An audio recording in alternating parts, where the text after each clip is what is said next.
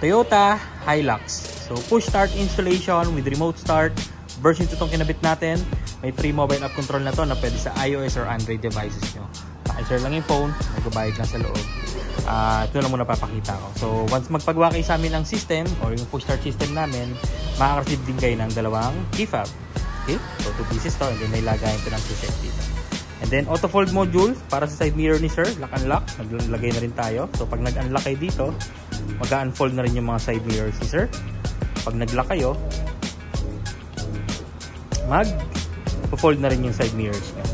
Okay? So plug and play lang yung auto fold system natin. As long as meron na kayong switch sa loob, pwede siya.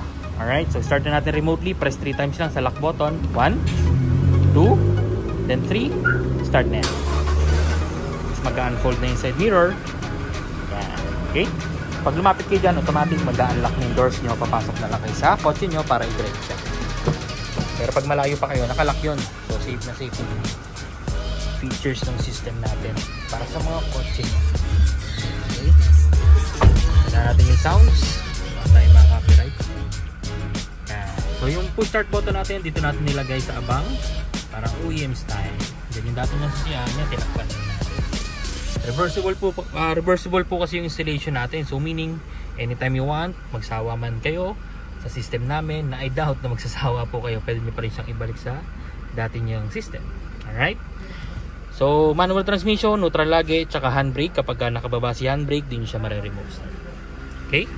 Tapos pag tumapa ka ng brake, auto-lock lahat ng doors, and then even naka-andar, pwede ka mag-unlock, pwede ka mag-lock sa key fob or sa application. Alright? So, sa stock system kasi hindi pwede yun. Kailangan nyo pang patayin yung makina nyo para ma-lock nyo siya or ma-unlock sa remote. Okay?